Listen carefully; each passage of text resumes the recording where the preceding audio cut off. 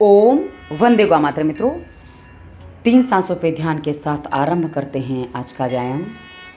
3 सांसों पर ध्यान करने से हमारा मन जहाँ कहीं भी भटक रहा होता है उसको हम सेंटर में ले आते हैं। सांसों पे ध्यान करने से हमारे मन के सारे तनाव साफ हो जाते हैं। हमारा मन धीरे धीरे शांत होने लग जाता है, निर्विचार होने लग जाता है और विचारों से मुक्त होना ही हमारे तनाव से मुक्त हमें कर देता है, जिससे हम पूरी तरह से रिलैक्स हो जाते हैं। उसके बाद 3 बार ओमकार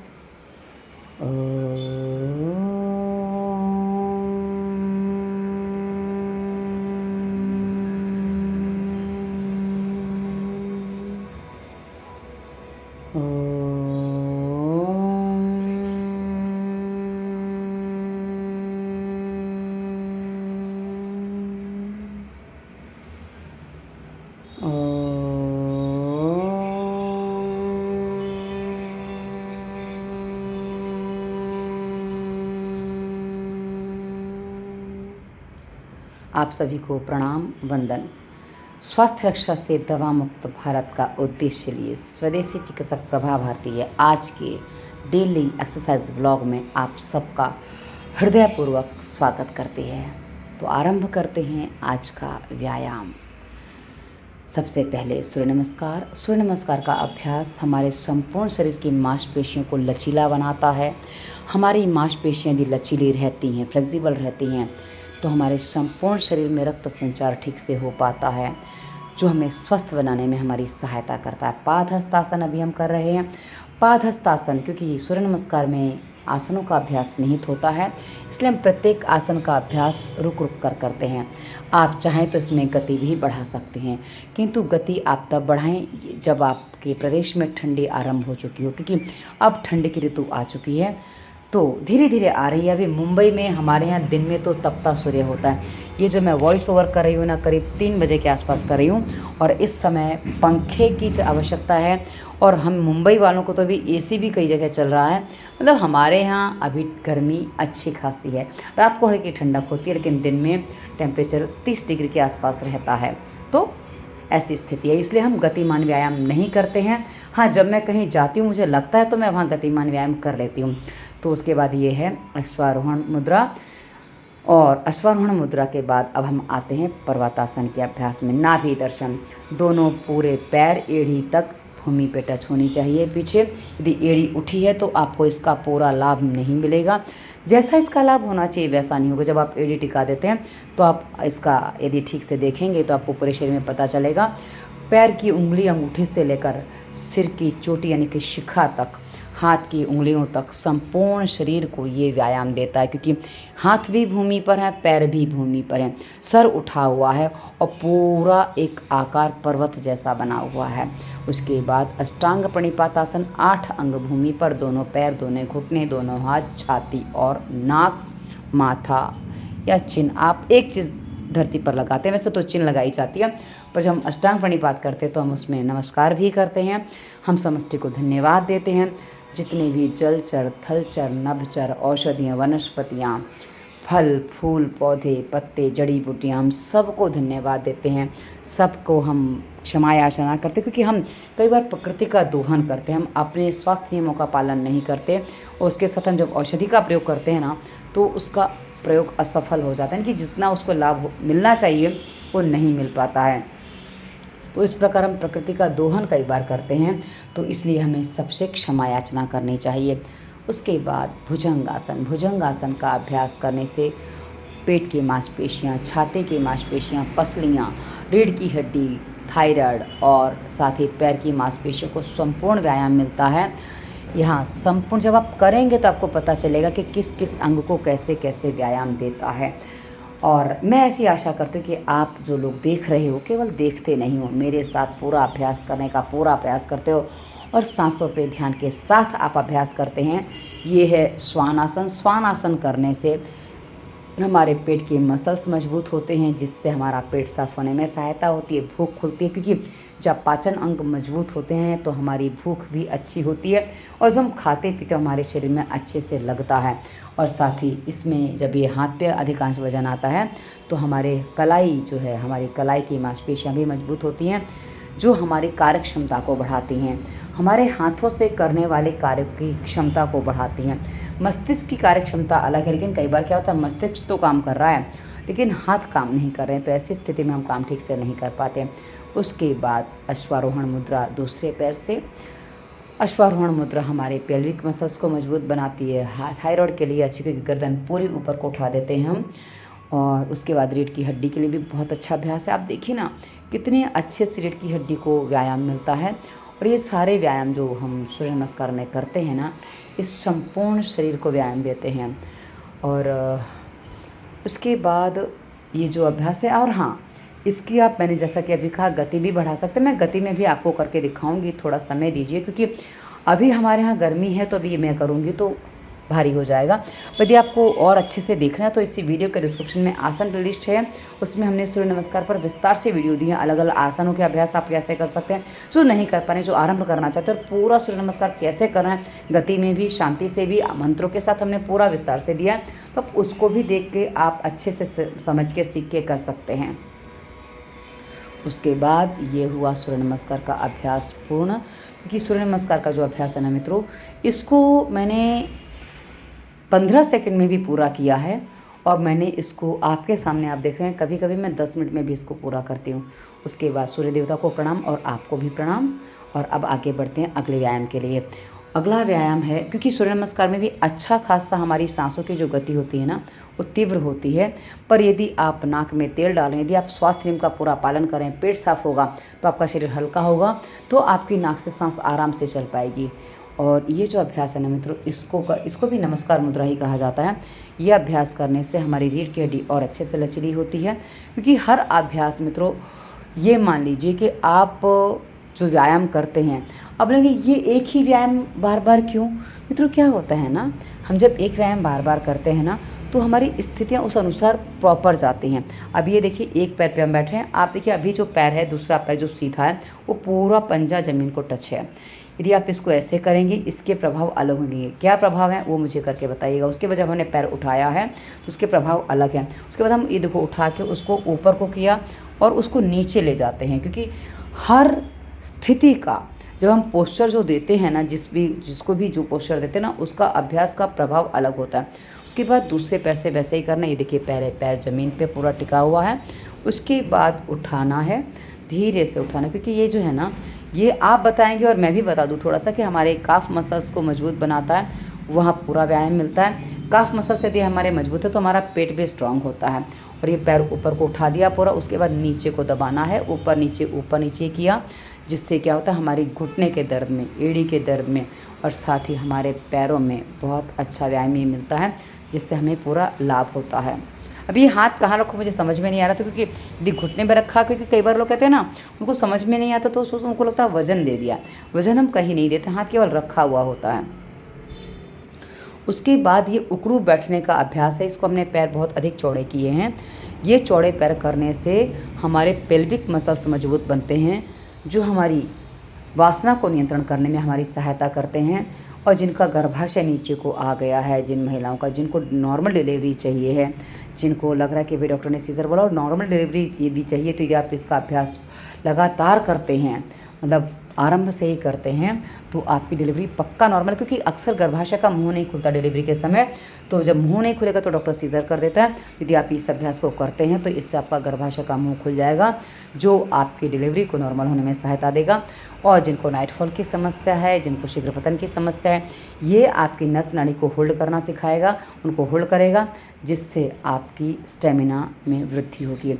उसके बाद जिनका गर्भाशय नीचे आ गया है, जिनको बार बार गर्भपात जैसी स्थिति बन रही है, उनको भी इससे आराम मिलता है। यदि आप इस अभ्यास को पहले भी कर लेते तो भी आराम मिलता है।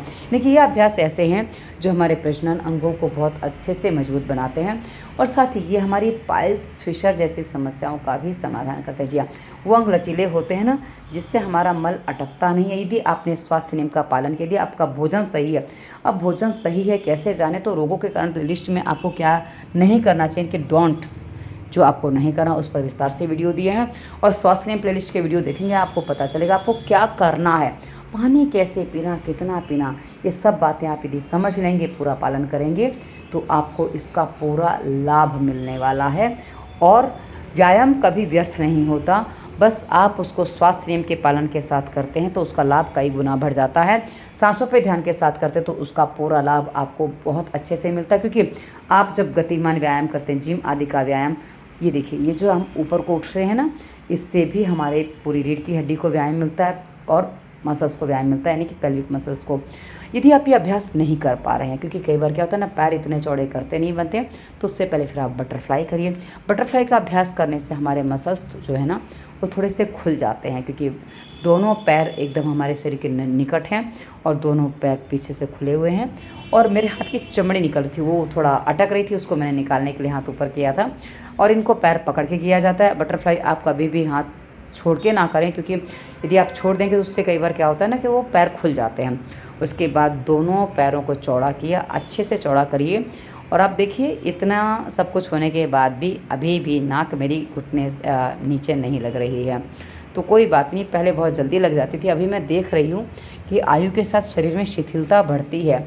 तो बढ़ती उम्र में आपको व्यायाम अनिवार्य होता है, अन्यथा आपका शरीर शिथिल हो जाएगा ना, उस शिथिल शरीर को कई बार एक्टिव कर पाना बहुत कठिन हो जाता है। और पिछले दिनों जो मेरी स्थिति बनी थी, तो 3 साल से जो मैं व्यायाम नहीं कर पा रही थी, उसके कारण से शरीर में बहुत शिथिलपन आ गया था। अब धीरे धीरे वो शिथिलता जा रही है और एक्टिवनेस आ रही है। और मैं इसी प्रयास में हूँ कि मुझे अब पूरी तरह से वहाँ उतना एक्टिव होना है जैसे हम बचपन में होते हैं। और व्यायाम के मामले में मैं ये करना चाहती हूँ। ये मैंने गति बढ़ाई, पहले शांति से किया था, अब गति बढ़ाई है। आप इसकी और गति बढ़ा के कर सकते हैं, आप इसको खड़े होकर भी कर सकते हैं। किंतु अभी मेरे शरीर में वो सामर्थ्य नहीं है कि मैं बहुत अधिक गति बढ़ाकर करूँ, तो मैं उसको समय देती हूँ और गति नहीं बढ़ाती, क्योंकि गति में कई बार क्या होता है, सांसों पे ध्यान नहीं रहता है, जिससे सांसें अनियंत्रित हो जाती हैं और सांसों का अनियंत्रण ही मेरे लिए समस्या का कारण बन जाता है। इसलिए मैं सांसों को अनियंत्रित नहीं होने देती और मैं किसी भी अभ्यास को पूरा नियंत्रण के साथ करने का प्रयास करती हूँ, ताकि सांसों पे ध्यान बना रहे, ओम सोम का जाप चलता रहे और कोई भी सांस मेरी पकड़ से बाहर ना जाए। कि जब हम सांसों पे ध्यान के साथ व्यायाम करते हैं तो हमें स्फूर्ति देता है, हमें और ऊर्जा देता है। अन्यथा जब सांसें अनियंत्रित हो जाती हैं ना, तो हमें थका देती हैं कई बार। यह है त्रिकोणासन का अभ्यास। त्रिकोण आसन में गर्दन सामने को रहती है। आप ध्यान ये रखिए, गर्दन नीचे नहीं करनी है, ऊपर का हाथ कान को टच रहता है, नीचे वाला हाथ नीचे के कान को टच रहता है। यानी कि आप इसका प्रयास करूँ, कल दोनों हाथ ऊपर करके कैसे इसको कर सकते हैं वो बताने का प्रयास करूँ, क्योंकि अभी करते करते दिमाग में आई ये बात कि इसको और कैसे कर सकते हैं। मैं एक मन से इच्छा करूँगी कि कल मुझे जब ये अभ्यास करूँ तो मुझे ये याद आए कि मुझे दोनों हाथ कान को लगा के ऊपर करके इस अभ्यास को करना है। कि कई बार क्या होता है ना, कुछ हम करने का प्रयास करें वो हमें अच्छा लगता है। तो ये अभ्यास जो है ना, ये हम पूरे पैरों को चौड़ा करके, हाँ, पर अब एक चीज़ समझ में आ रही है कि पैर मेरे पहले से और अच्छे चौड़े हो रहे हैं। अब ये जो अभ्यास हम जो कई बार बैठे वैसे नहीं कर पा रहे थे ना, जो मैंने उकड़ू बैठ के जो अभ्यास किए थे वो नहीं कर पा रहे हैं, तो आप इस अभ्यास को करिए।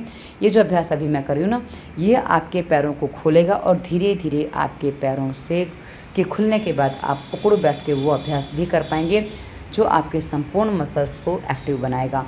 और क्या होता है ना कि व्यायाम इतने सारे हैं, इतने सारे प्रकार से व्यायाम कर सकते हो ना, कि जो हमें पूरी रूप से स्वस्थ बना सकते हैं। हम बहुत सारी चीज़ों का प्रयोग करके भी व्यायाम कर सकते हैं। क्योंकि मुझे किसी ने कहा कि दीदी आप लकड़ी के सहारे व्यायाम नहीं बताते हो। मैंने कहा लकड़ी के सहारे भी व्यायाम हो सकता है। व्यायाम हम किसी भी चीज़ से कर सकते हैं, बहुत सारे बॉल के सहारे व्यायाम हो सकता है। उसके बाद ये जो अभ्यास मैं कर रही हूँ, ये वही अभ्यास हैं जो मैंने आपको कंधे सीधे करने के लिए और पीछे जाने के लिए जो बताए थे ना, जो मैंने 2 दिन पहले भी आपको करके दिखाए हैं, वही अभ्यास है। अब वहाँ मैंने रेलिंग थी तो रेलिंग पकड़ के किया, अब यहाँ रेलिंग नहीं है तो क्या करना है, ये देखिए। आप यदि हाथों को ध्यान से देखेंगे तो पीछे वाला हाथ पीछे गया है और दूसरी साइड की उसने चौकी को पीछे से पकड़ा हुआ है, दूसरे साइड के किनारे को। आप आराम से देख सकते हैं, पता चल जाएगा आपको कि कैसे ये चौकी मैंने पकड़ी है। उसके बाद चौकी नीचे से पकड़ी है, ये देखिए, इस बार नीचे से पकड़ी थी। और ये व्यायाम जो है ना मित्रों, आप खुद भी डिज़ाइन कर सकते हैं, क्योंकि कोई किसी ने बता दिया ऐसा ही करना है। आप किस स्थिति में कंफर्टेबल है, क्योंकि हमें ये देखना होता है कि हम व्यायाम करने में हमें थकान नहीं होनी चाहिए, हमें कंफर्टेबल भी होना चाहिए व्यायाम, और उससे हमें आलस ना बढ़े। अब ये मर्कटासन का अभ्यास मैं कर, क्योंकि सांसों को थोड़ी गति मिलती है तो मर्कटासन कर लेना चाहिए।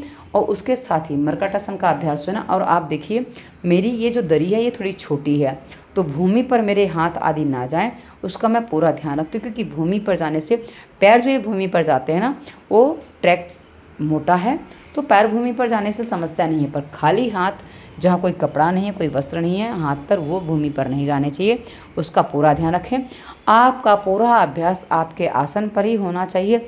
ऐसा होने से आपका जो अभ्यास है ना, उसके लाभ कई गुना बढ़ जाते हैं। जी हाँ मित्रों, कुछ बातों का ध्यान व्यायाम करने में रखना चाहिए। स्वास्थ्य नियम प्लेलिस्ट में हमने इसमें और विस्तार से वीडियो दिया है। आसन प्लेलिस्ट में हमने पहला वीडियो इसी विषय पे दिया था। अब वो वीडियो आगे पीछे होगा तो आप देख सकते हैं कि आसन के अभ्यास करते समय में कैसी कैसी सावधानियाँ रखनी चाहिए। हमने विस्तार से वीडियो दिया, क्योंकि कई बार क्या होता है ना, छोटी छोटी भूल हो जाती है, फिर हमें उसका लाभ नहीं मिल पाता है। यही मर्कटासन का अभ्यास दूसरा है।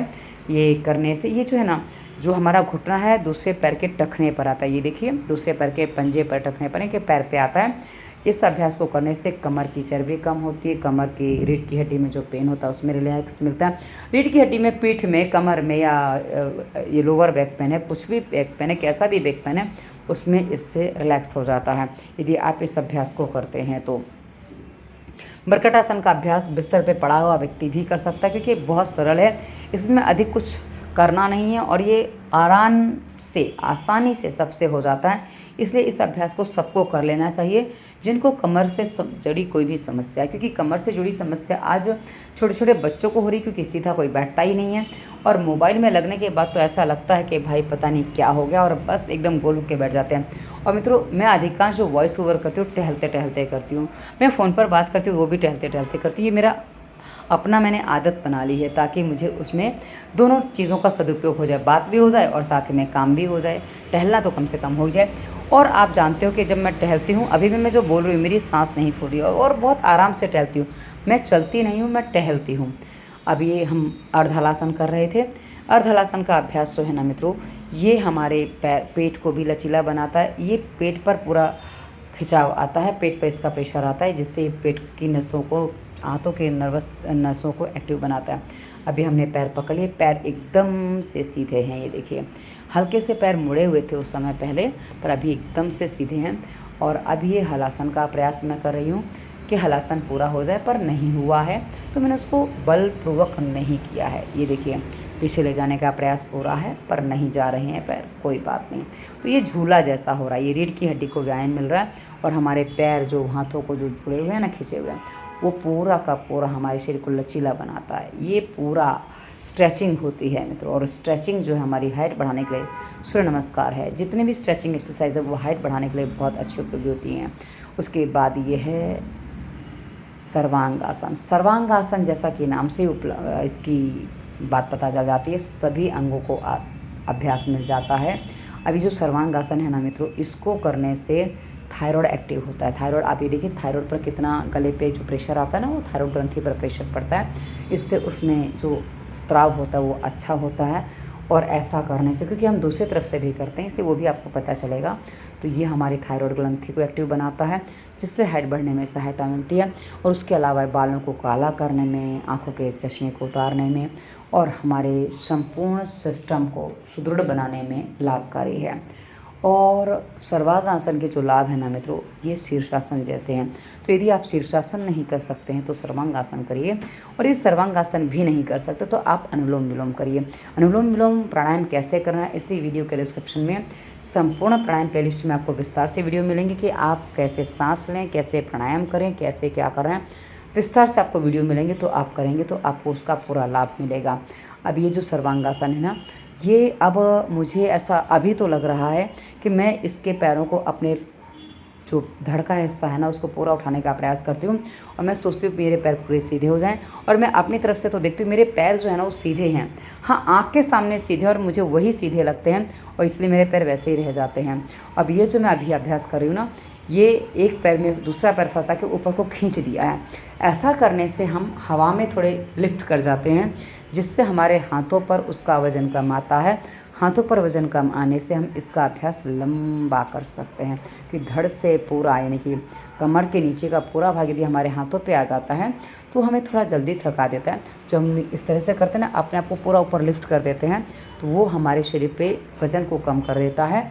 अब बोलेंगे वज़न कैसे कम हो जाएगा? जी हाँ, आप करेंगे, आपका यदि शरीर में आलस नहीं तो आप इस बात को फील कर पाएंगे कि हाँ वाकई सचमुच ये वज़न कम हो गया है। पैरों हाथों पे आने वाला, और ऊपर जाने से ऐसा लगता है जैसे मानो शरीर हल्का हो गया हो। तो इसलिए इस तरह से इस अभ्यास को हमने बहुत शांति से किया। उसके बाद बहुत शांति से नीचे आना है, बिल्कुल भी कोई जल्दबाजी नहीं करनी है। कई बार लोग झटका दे देते तो उनकी कमर आदि को झटका लग जाता है, जो उनके लिए हानिकारक हो जाता है। इसलिए जब भी आप आसनों को छोड़ें, बहुत आसानी से छोड़ें, कोई जल्दबाजी नहीं करनी, कोई शीघ्रता नहीं करनी, क्योंकि शीघ्रता करने से कभी कभी समस्या हो जाती है। उसके बाद थोड़ी देर विश्राम की, क्योंकि ये जो है ना, ये जो आसन है ना, इसमें बहुत अच्छे से सांसें फूल जाती हैं। और इस अभ्यास को आप 1 मिनट से लेकर 5, 10, 15 मिनट भी कर सकते हैं। जितनी आपकी आयु है उतनी देर भी कर सकते हैं। पर ये इसको रिलैक्स करने के लिए मैं हल्के से पैरों का व्यायाम कर रही थी, क्योंकि क्या है ना, वो खाली रहने की अभ्यास में नहीं है, इसलिए कुछ ना कुछ तो करते रहना है। तो उसके बाद उसको उल्टा होकर, क्योंकि अभी आपने देखा थायराइड ग्रंथि पर भी प्रेशर था, दबाव था, तो वो वैसे व्यायाम मिला। अब हम इसको विपरीत दिशा से व्यायाम दे रहे हैं। अब हम इसको धनुरासन करें। धनुरासन से जैसे हमारा जो पेट की हड्डी वो बाहर को मुड़ी थी, अब ये अंदर को मुड़ रही है। ऐसा करने से पूरक अभ्यास हो जाते हैं, जिससे किसी भी आसन को करने का लाभ कई गुना बढ़ जाता है। आप सूर्य नमस्कार में अभी देखेंगे तो कभी आगे झुक रहा है, कभी पीछे झुक रहा है, तो मतलब दोनों तरफ पूरा व्यायाम हो जाता था। अब वही हम प्रयास यहाँ कर रहे हैं। और ये जो प्रयास हमारा है, ये पूरी तरह से अपने आप को लिफ्ट करके झूला झुलाया हमने, जितना कर पाए। हाँ, ये जितना कर पाए उतना ही हुआ। उसके बाद धीरे से अब ये पैरों को उठाया है। ये देखिए, हाथ आगे टिक गए हैं, पूरा पैरों को उठा दिया, धड़ तक उठा दिया। आगे कुछ नहीं उठाया, पर हाँ, धड़ तक उठ गया है। यानी कि ये कहूँ तो पसलियों से नीचे वाला पूरा हिस्सा उठ गया। हल्की सी पसलियाँ भी उठ गई थी, और पैरों वाला पूरा पैर है, पेट है, वो सब कुछ उठ गया। ये करने से हमारे पेट के मसल्स मजबूत होते हैं। मित्रों, आप एक अभ्यास भी लंबे समय कर सकते हैं, पर आप बोर हो जाते हैं, और कभी कभी हम भी बोर होते हैं। तो और आपके सामने कुछ चीज़ें हमें और नई नई बतानी होती, इसलिए हम सारे अभ्यास रिपीट करते हैं, और एक दिन में एक नहीं अनेकों अभ्यास करते हैं। अन्यथा यदि एक दिन में एक अभ्यास किया जाए तो एक एक आसन का अभ्यास ऐसे पर्याप्त हो जाएगा हमें संपूर्ण स्वस्थ बनाने के लिए। पर उस समय वहाँ करने को कुछ होता नहीं है। यानी कि वो जैसे मत्स्य आसन में हैं तो मत्स्यासन में लेटे तो उसमें लेटे हैं, और उसमें कुछ अलग चीज़ बताने जैसी होती नहीं है, पर उसका अभ्यास लंबा हो सकता है। वैसे अभी हम भुजंगासन का अभ्यास, इसमें हम और भी गति बढ़ा सकते हैं। आप चाहें तो इसको बहुत गति से कर सकते हैं, मतलब आप चाहें तो 1 मिनट में इसको 100 की गति से कर सकते हैं, किंतु मुझे गति नहीं बढ़ानी होती। मैंने आपको कई बार बताया है, क्योंकि मुझे गति से दुर्गति होती है, तो मैं गति नहीं बढ़ाती हूँ। और उसके बाद हम जो अभ्यास करने जा रहे हैं, ये बहुत सरल अभ्यास है मित्रों। ये आपको, क्योंकि क्या है ना, पहले हमने इसमें किया है, ये शशकासन करने का प्रयास कर रही थी, लेकिन शशकासन के स्थान पर सीधा आगे व्यायाम हमने कर लिया है। ये व्यायाम जो है ना, पहले मन में शशकासन ही आया था, किंतु फिर शशकासन ना करके ये वैसे तो नाक भूमि पर लगानी होती है, पर नाक भूमि पर अभी नहीं लग रही थी, इसलिए इसको मांजरासन का पोज हमने लिया। मांजरासन जो है ना मित्रों, ये हमारी मांसपेशियों को, यानी कि हमारी जो रीढ़ की हड्डी है ना, उसको लचीला बनाता है। ये काफ़ी अच्छा अभ्यास है।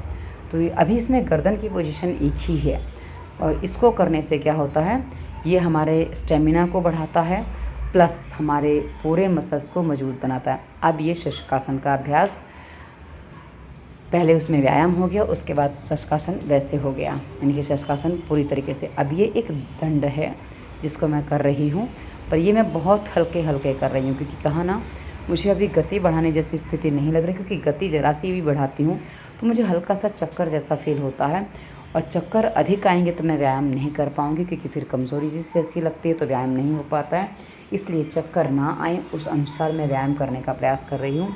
तो वो सारी चीज़ें हमें ध्यान में रखनी होती, क्योंकि हमारी अपनी पोजीशन क्या है।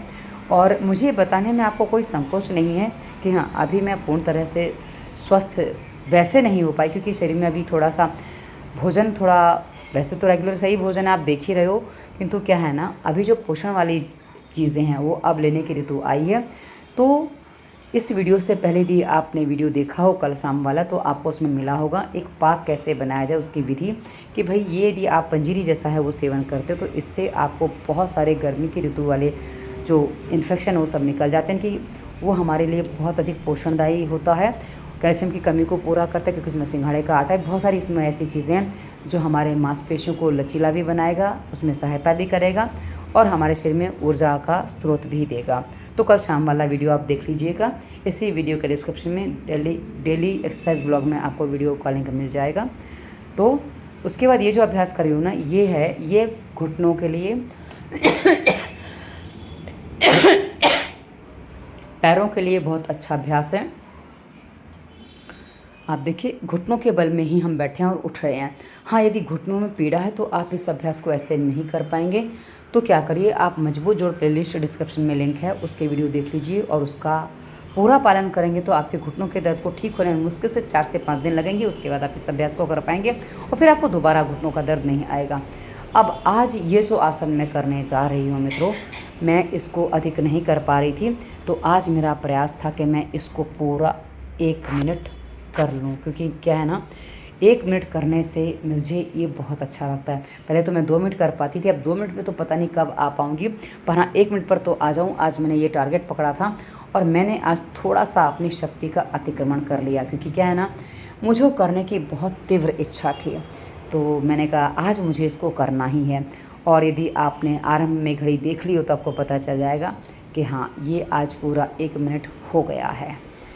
आज मुझे बहुत अच्छा लगा इसको करने के बाद, क्योंकि कहते हैं ना, मन की संतुष्टि बहुत आवश्यक होती है। हम कुछ भी करते हैं, मन की संतुष्टि नहीं होती है तो फिर उसका लाभ नहीं मिल पाता है।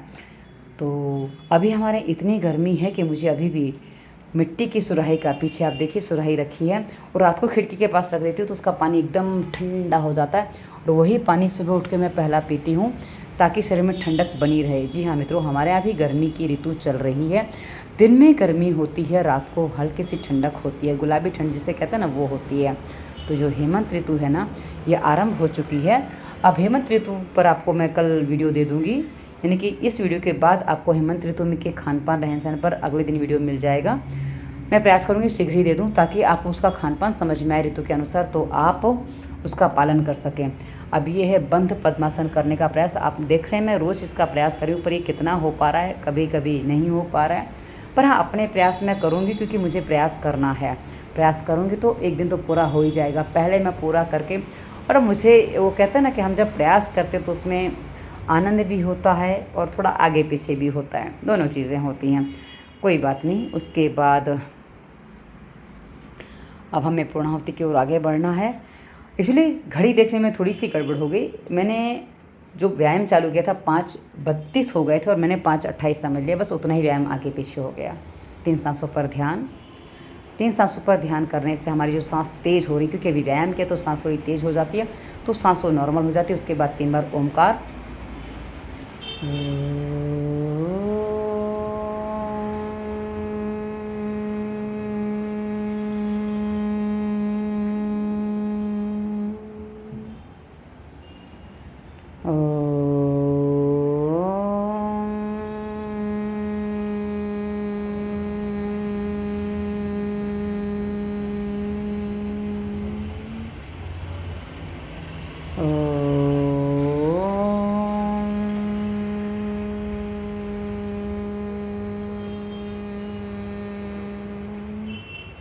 दोनों हाथों को आपस में रगड़ेंगे, उनमें ऊर्जा पैदा करेंगे, क्योंकि हाथों में जो ऊर्जा होती है ना, वो हमारे लिए बहुत अच्छी होती है। और ऊर्जा को लेने के बाद उसको आँखों से लगाएंगे, चेहरे पे घुमाएंगे, अपने दोनों हाथों को चेहरे पे घुमाएंगे, छाती पे और पेट पे घुमाएंगे, दोनों पैरों पे घुमाएंगे, हाथों पे घुमाएंगे, दोनों हाथों को मिला के आँखों के सामने लाएंगे, आँखें खोलेंगे, ओम बोलेंगे। उसके बाद धरती माता को प्रणाम। धरती माता जो हमें सब कुछ देती है और हमारे सब अपराधों को क्षमा भी करती है, सहन भी करती है। उसके बाद आप सभी को प्रणाम, वंदन। आप सभी का दिन शुभ हो, मंगलमय हो, ऐसी ईश्वर से कामना। आप सदैव स्वस्थ रहें, आनंद में रहें और प्रसन्न चित्त होकर अपनी दिनचर्या का आरंभ करें, और ये दिनचर्या आपके जीवन को मंगलमय बनाए। आप सदैव प्रसन्न रहें, ऐसी हमारी